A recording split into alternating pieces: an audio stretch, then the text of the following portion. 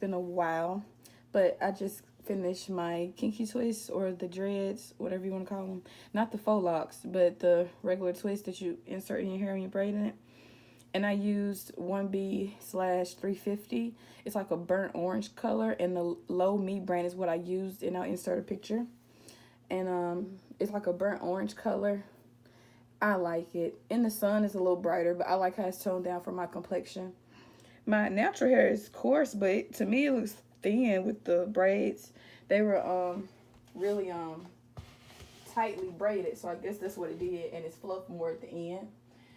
For some of them, I know around my edges, I thought they were going to be heavy. It's been a while since I've had twists, and I used one strand of hair, and then I started using two strand for a little texture, because you'll see some of them are real little, and that's okay.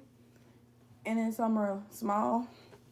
So next time, I overbought hair, so I got plenty of hair left.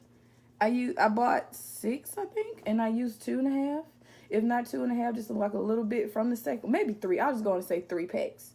And so next time, I was contemplating using 3 strands because I want it to be fluffy, but I'm not going to do it probably because my hair is still going to be the same braided, and then the ends will still be fluffy. So if this is 2 strands, let's say this is 3 or 4 strand, so that's a pretty huge twist to still be barely big enough. So I don't want to be jumbo down here and a little down here.